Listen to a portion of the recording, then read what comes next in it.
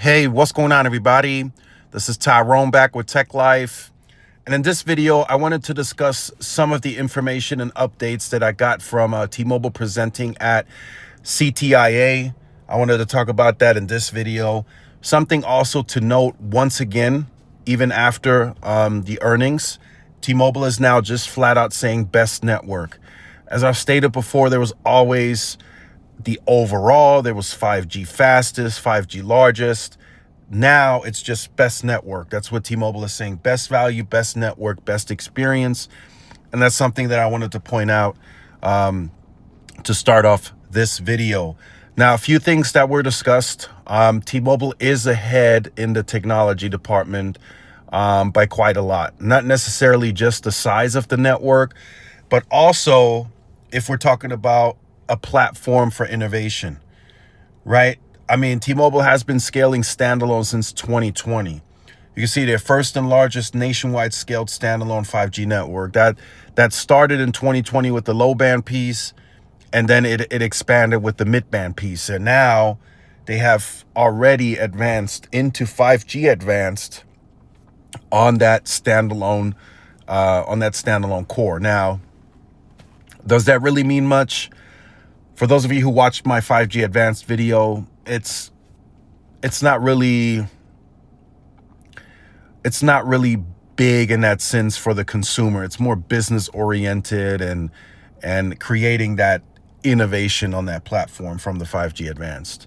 But it will, down the line, it will mean something as more releases, as 3GPP standardizes and more of these releases move into 5G advanced. It will make it, better for the consumer in the future. So that was discussed, right? The technology lead, not necessarily the scale of the network, but the technology lead and the competition, having to catch up to that, right? 4 times the size of the standalone network, 2 times faster speeds. That was discussed that's coming from T-Mobile. And then again, the challenger, the champion piece, right? The pricing, right? If you look at the pricing now, legacy prices have been raised this year and last year. Now taxes and fees are back, even on a retention plan. For those of you who watched the videos yesterday, they are also including taxes and fees now. Not included, right? So they're no longer including taxes and fees across the plans moving forward, right? Old plans that are legacy grandfathered, they still get to keep that, and that probably is to mitigate churn. But as I said before, right, for those of you who remember, I want to briefly throw this in, right? There was a time where T-Mobile was going to move all legacy, like forced migrations. You guys remember that big outcry, huge news in the news. It went viral on different platforms, and this is kind of what T-Mobile decided to do. What you're seeing now is what they decided to do. New plans, taxes and fees are back, and then grandfather plans got to stay grandfathered. But like I said, look at how T-Mobile moves by history. Eventually, you will only be able to get the best promos and the new perks and new features on the newer plans. That's how that will happen. And then T-Mobile is going to try to get you to migrate that way sometime in the future. But from challenger to champion, T-Mobile now feels they have the best network. You guys saw that at the beginning of the video. They keep saying that now at conferences and earnings calls. Best network. That's what they're putting out into the market. So they're trying to change the perception that way now, right? Best network leads to best value, best experience, but it comes at a cost. So that's something that I wanted to point out here. And for some of you, it may still not be the best network, right? It's tit for tat. It's back and forth, right? Some of you say, well, T-Mobile doesn't work where I am. Verizon does, or AT&T does, right? But then some might say, well, Verizon doesn't work in this area and T-Mobile does, right? So it's really just a back and forth. T-Mobile still has a ways to go, in my opinion. Looking at it from a grand scale, right, nationwide, they still have ways to go, but they're building the network, right? They're hardening the network. There's backup generators going on at sites each and every quarter.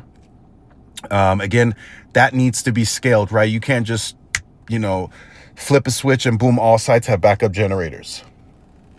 That's not how that works, right? You have to go through permitting, you have to go through the landlords, you have to even see if the platform is big enough to house a generator, right? All of that has to be looked at, but T-Mobile is gradually scaling that to become a more reliable network.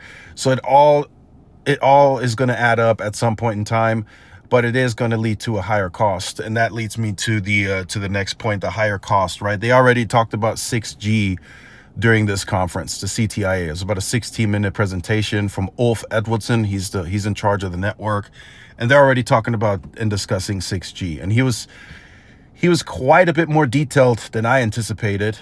So we probably got more updates at this conference than we did in other conferences. So they're looking at 7 gigahertz spectrum, 4 gigahertz spectrum is what they're looking at for 6G.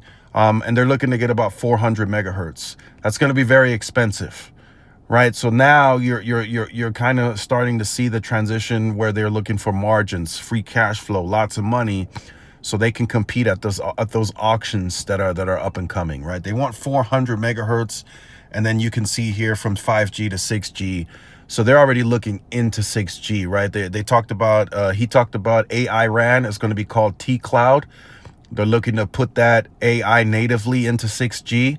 So 6G looks like it's going to be software based, right? There's a lot of opinions out there that it won't be new RAN, it won't be a new core.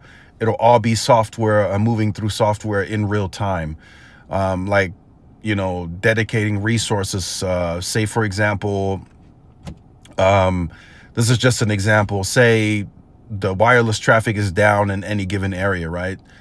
And now you can, in real time, dedicate that resource that the wireless user was using, and you can move that to FWA or business, whatever. And all that's supposed to happen software-based in real time. So that's going to be interesting to keep track of. But one thing that he did mention now as well, that they are a digital-first company. So keep that in mind as well as you think about T-Mobile and the future. They are going digital first. Right. So, and that's everything. That's consumer. That's the network is digital first now. They're using software to track the network. And same with the customer, right? T-Life, the best experience. So look forward to more updates coming to T-Life to where it becomes a smooth process. But for now, it's a learning curve for T-Mobile. There's going to be bumps in the road. They're going to have churn spikes as they progress and move into the strategy that they ultimately want to be in. And that's, buybacks, dividends. They would probably also like to raise CapEx, but they don't want to really have that affect the free cash flow. Because as soon as they raise CapEx, it's going to drop their free cash flow. It's really that simple, right? So they have to up the margins. They have to shoot for higher margins so they can up the CapEx without really it affecting the free cash flow. So if they ever get to a 20, 21, $22 billion free cash flow, at that point, it's really time to raise the CapEx so they can accelerate and further move the network along. The network's already, in my opinion, in a very good spot. Is it the best? I'm going to say no, but that's T-Mobile's view, not mine.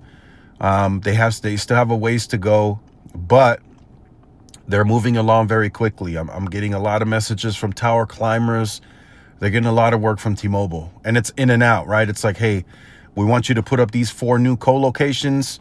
They head to those areas. They put up the 4 new co-locations, and then it's on to the next, right? That's how quickly and how many of them they are building. So within the next 12 to 18 months, T-Mobile is going to be a very, very good network. And then you also you sprinkle in the Starlink when that starts working, data, calling, texting. I think they have a strong case to make. But during that process, just keep in mind the pricing will be, you pay for what you get. So let me know your thoughts in the comments. Like, share, subscribe. See y'all in the next one. Peace.